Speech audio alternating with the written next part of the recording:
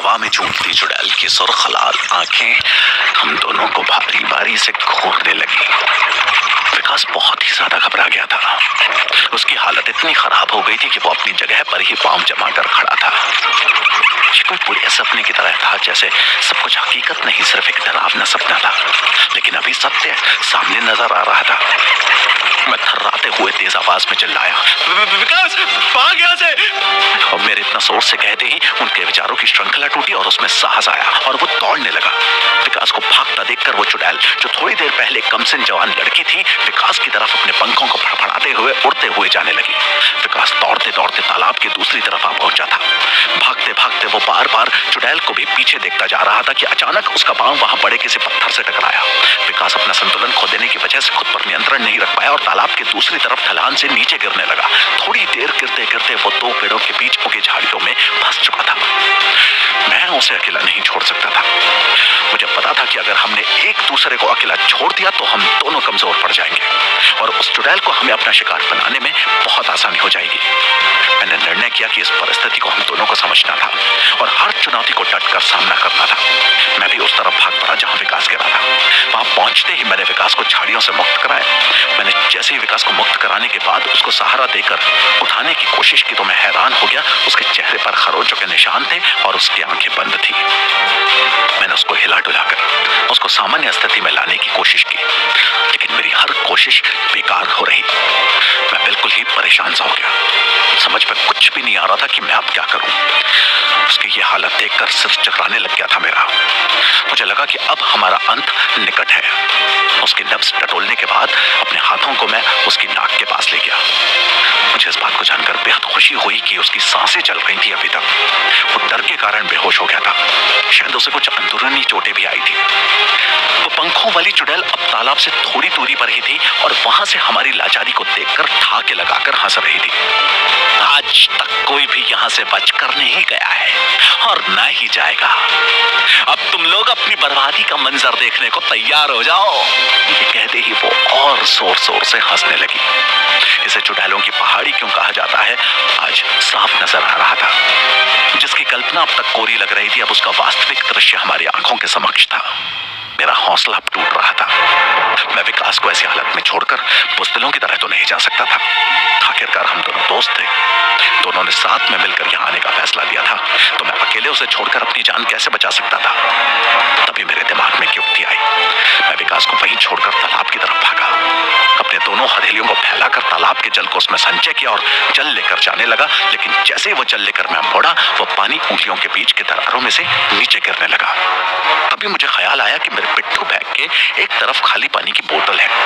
मैंने फटाफट उसका ढक्कन खोला और उस तालाब में डुबोकर भरने लगा। जैसे ही बोतल 1/4 भरी, मैं उस जल को लेकर विकास की तरफ दौड़ पड़ा। उस बोतल से पानी के कुछ छींटे मैंने उसके चेहरे पर मारे। बोतल में बचा हुआ जल मैं उसके मुंह में खोलकर डालने लगा। जल उसके अंदर जाते ही उसको होश आया और वो एक झटके में ही अपनी जगह पर उठकर खड़ा हो गया। चुड़ैल इस बीच हमारे ऊपर तेजी से मंडराती रही। हम दोनों ने फैसला किया कि दोनों दूसरी तरफ भागेंगे, जिस तरफ नीलकंठ धाम था। दोनों साथ साथ भाग रहे थे। साथ ही चुड़ैल भी कभी इस पेड़ से कभी उस पेड़ पर फुदकते हुए हमारा पीछा करने लगी। कहीं भी और कितनी भी तेज भाग लो, लेकिन तुम मेरी इस जगह से नहीं भाग पाओगे। तुम्हारा यहाँ से निकलना असंभव है। भाग लो जितना भागना है। उसके ऐसा कहते ही फिर से उसकी कर्कश हंसी जंगल में गूंजने लगी। वो अचानक से हमारे बिल्कुल पास उड़ती हुई आई और उसने विकास को दबोच कर ऊपर उठाना शुरू कर दिया। बिना एक पल गवाए मैं विकास की कमर को पकड़कर झूल गया। चुड़ैल की पकड़ ढीली पड़ने और हम दोनों 3 फुट की ऊंचाई से धम से जमीन पर आ गिरे। हमें अपनी मौत निश्चित लगने लगी थी। यहाँ आने वाले कुछ सैलानियों के खो जाने के किस्से भी हमारे दिमाग में घूमने लगे थे। अचानक पैरों में जैसे फरारी का इंजन लगाते हुए हम भागते भागते नीलकंठ धाम के मंदिर के गेट के सामने पहुंच गए थे। मंदिर देखते ही हमारी जान में जान आई। सामने भोले भोले बाबा की सफेद संगमरमर की मूर्ति पड़ी थी, जो एक त्रिशूल में लगे डमरू के साथ विराजमान थी। शिव जी के गले में काला नाग लिपटा हुआ था। ये देखकर हम दोनों चकित रह गए कि वो सांप बिल्कुल ही असली था। हमें देखकर वो फुफकारने लगा। शिव जी की मूर्ति देखते ही ऐसा लगा जैसे हमारे अंदर धनात्मक ऊर्जा आ गई हो। हम दोनों फटाफट मंदिर के परिसर के अंदर आ गए। चुड़ैल मंदिर के गेट के बाहर ही खड़ी दहाड़े मार रही थी। जब काफी वक्त हो गया तो हम लोगों को समझ में आया कि वो मंदिर के दहलीज को लांघकर अंदर आने में सक्षम नहीं थे। ये देखकर हमारी चिंता की लकीरें कुछ कम हुई। वो मंदिर के गेट के बाहर ही पंखों को फैलाते हुए दाएं से बाएं चक्कर काट रही थी। उसकी शक्ल बहुत ही भयावह दिख रही थी। उसके दो दांत मुंह से बाहर निकले हुए थे, जिससे खून की कुछ बूंदें धरती पर टप टप कर टपक रही थी। वो रह रहकर हम लोगों की तरफ अपनी खौफनाक आंखों से बिना पलक झपकाए एक टक ही देख रही थी। उसके इस तरह देखने से हमारे जिस्म में रोंगटे खड़े हो रहे थे। हमें मजबूर देखकर वो चुड़ैल चीख पड़ी। बकरे की अम्मा कब तक खैर मनाएगी? मैं भी देखती हूँ कब तक तुम यहाँ पड़े रहते हो। बाहर तो तुम्हें आना ही पड़ेगा।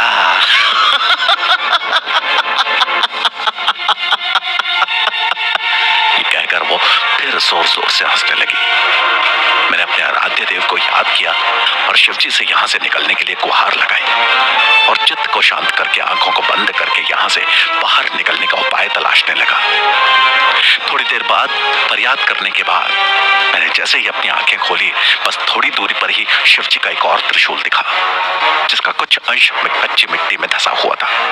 उस पर यहाँ के स्थानीय लोगों ने कुछ रुद्राक्ष की मालाएं अर्पित की थी, जो कि उस त्रिशूल के ऊपर डमरू के साथ रखे हुए थे। मैं फटाफट विकास के पास गया और उसे अपनी आगे की तरकीब समझाई। विकास ने जैसे ही मेरी योजना सुनी, उसकी आंखों में एक विशेष चमक आ गई। वो मेरी तरकीब समझ गया और गेट की तरफ बढ़ते हुए बोलने लगा, अरे चुड़ैल, हमने तेरा क्या बिगाड़ा है? हमें छोड़ दे, हम आज के बाद कभी भी इधर का रुख नहीं करेंगे। व्यर्थ की बातें मत कर, तेरा अंत निकट है मूर्ख। अब तुझे मरने से कोई नहीं बचा सकता। ऐसा कहते ही वो अब अभिमान के साथ हंसने लगी। अच्छा ठीक है, मुझे मारना है तो मार दे, लेकिन मेरे दोस्त देव को छोड़ दे। मैं ही इसको यहाँ लेकर आया था, इसमें उसकी कोई गलती नहीं है। विकास ये कहकर दहाड़े मारकर रोने लगा। अब कुछ नहीं हो सकता, अब तुम दोनों मरने के लिए तैयार। अच्छा की आवाज के साथ अगले ही पल त्रिशूल उस चुड़ैल के सीने के आर पार था। मैंने विकास को उस चुड़ैल को बातों में उलझाए रखने को कहा था और वहीं पास के जमीन में आंशिक रूप से धंसी दूसरे त्रिशूल के ऊपर पड़े रुद्राक्ष को हटाकर त्रिशूल को उखाड़ दिया था और उस चुड़ैल के सीने पर वार किया था। इतनी आसानी से एक ही बार में ऐसा हो जाएगा इसकी उम्मीद तो नहीं थी, पर शायद मेरे आराध्य देव की कोई धनात्मक ऊर्जा मेरा साथ दे रही थी, जिसके बिना यह मुमकिन ही नहीं था। धोखा, धोखा, मेरे साथ धोखा हुआ है, ये तुमने सही नहीं किया। ये कहकर वो धरती पर गिरी तड़पती रही। मैंने त्रिशूल पर चढ़ाए हुए कुछ रुद्राक्ष की मालाओं में से 2 मालाएं निकाली और एक विकास को दे दी। दूसरी अपने गले में डालते हुए शिवजी का कोटि कोटि धन्यवाद करते हुए हम लोग उस चुड़ैल को वहीं तड़पते हुए छोड़ धोबी घाट की तरफ भाग खड़े हुए। हम दोनों की हालत बहुत ज्यादा खराब थी। गिरते पड़ते हुए बेतहाशा हम दोनों भागे जा रहे थे, जैसे कोई खुला सांड हमारे पीछे पड़ा हो। हम तेज भागने के चक्कर से जैसे ही उस कच्ची सड़क पर गिरते तो अगले पल उससे भी जल्दी ही उठ जाते थे, लेकिन पीछे मुड़कर एक बार भी नहीं देख रहे थे। लगभग 1.25 घंटे में ही हम धोबी घाट पहुंच चुके थे। वहां पहुंचते ही एक यूटिलिटी यानी जन उपयोगी सेवा गाड़ी दिखी। उस गाड़ी में पीछे मसूरी के बड़े बड़े होटल्स की बेडशीट, तकियों के कवर, पर्दे वगैरह जरूरी सामान लादा जा रहा था। धोबी घाट में अक्सर बड़े बड़े होटलों से इस तरह के कपड़े रोज आते थे और सुबह धुलने का काम यहाँ होता था और दोपहर के बाद यहाँ से वापस जाते थे। धोबी घाट से मसूरी मात्र 5 किलोमीटर की दूरी पर ही था। यहाँ का खुला मैदान इस काम को अंजाम देने के लिए बिल्कुल उपयुक्त जगह थी, इसलिए यहाँ कपड़ों को धोने के काम को कुछ स्थानीय लोगों ने पेशे के तौर पर भी चुना था। गाड़ी में सारा सामान लादा जा चुका था और गाड़ी अब चलने को तैयार थी। हम फटाफट भागते हुए उस ड्राइवर के पास पहुंचे और अपनी सारी व्यथा सुना दी। ड्राइवर ने हम दोनों को आश्चर्यचकित होकर देखा और फटाफट गाड़ी में आगे बैठने को कहा। हमारे आगे बैठते ही उसने अपनी गाड़ी खोल दी और आगे बढ़ाते हुए बोला, बहुत सौभाग्यशाली हो तुम लोग। हाँ, ये सच है कि वहां से आज तक कोई भी व्यक्ति जिंदा बचकर नहीं आया, और जो आया भी होगा उसके बारे में कोई कुछ खास नहीं बता पाया। वो चुड़ैलों का पहाड़ नाम से कुख्यात जगह है, किसी को भी नहीं छोड़ती हैं वो। नीलकंठ धाम से पहले जो दो मुहाना पड़ता है, वहां पर एक बोर्ड भी लगा हुआ था, जो वक्त और मौसम के थपेड़ों को सह नहीं पाया और कहीं गायब हो गया। उस पर साफ लिखा था, यहाँ से आगे जाना सख्त मना है। यहाँ से आगे का इलाका चुड़ैलों के पहाड़ के नाम से कुख्यात है। जो व्यक्ति इस सीमा से आगे बढ़ता है वो अपनी तबाही का खुद जिम्मेदार होगा। हमें ड्राइवर अपनी बहुमूल्य जानकारियां दे ही रहा था कि तभी विकास बोल पड़ा। यहाँ इस तरह की घटनाओं के पीछे जरूर कोई ना कोई इतिहास या कोई कहानी रही होगी। यहाँ होने वाली अलौकिक घटनाओं के लिए भी ये जगह प्रसिद्ध है और कई सारे बड़े रहस्य भी छिपे हैं। कहा जाता है कि वहाँ अजीब सी असाधारण शक्ति है जो कि वहाँ जाने वाले हर इंसान को हैरानी में डाल देती है। वो जगह बिजली गिरने की वजह से पूरी तरह बर्बाद हो चुकी है। कुछ लोगों का मानना है कि ये प्राकृतिक घटनाओं की वजह से हुआ है, लेकिन कुछ स्थानीय निवासियों का मत है कि ये अदृश्य परियों का खेल है। यहाँ अक्सर आधे जले हुए काले और भूरे रंग के पेड़ दिखेंगे। इस बारे में यहाँ पर रहने वाले पुराने लोगों का कहना है कि एक प्रेमी जोड़ा वहां भाग कर आ गया था और रात्रि के वक्त यहाँ एक खंडर में आश्रय लिया था। रात को अचानक बहुत तेज तूफान आया और इस जगह बिजली गिर गई, जिसकी वजह से दोनों मारे गए। उनकी मौत के बहुत दिनों बाद उनकी अधजली लाश वहां से बरामद की गई। आज भी इस इलाके में ऐसी घटनाएं होने की वजह है कि वो आत्माएं आज भी उस जगह पर मौजूद हैं। ये कितना सच है और कितना झूठ ये कोई नहीं कह सकता। ये जरूर है कि इस जगह के मशहूर होने के पीछे की वजह ये कहानियां और भौगोलिक स्थिति भी है, जिस वजह से ये जगह आकर्षण का केंद्र बन चुकी है। उस जगह के अजीब वातावरण और उन अधजले पेड़ों के पीछे क्या कारण है, ये आज भी अपने आप में बहुत बड़ा सवाल है। ये भी सत्य है कि वे चुड़ैलें लोगों को हकीकत में दिखती हैं या कोई वहम हो जाता है, ये भी कोई नहीं बता सकता। ड्राइवर की बातों ने हमें और भी संशय में डाल दिया था, पर हम जानते थे कि हमारा वहम तो हरगिज नहीं था। विकास और मैंने एक दूसरे को घूरा और मन ही मन भगवान को लाख शुक्रिया अदा कर रहे थे कि जान बची तो लाखों पाए।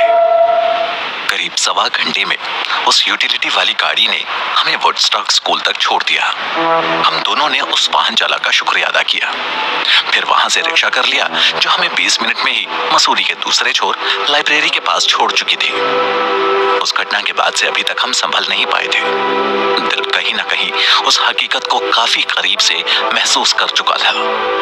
तो वहीं दूसरी तरफ ये सब होने के बावजूद भी दिमाग ये सब मानने को तैयार नहीं हो रहा था।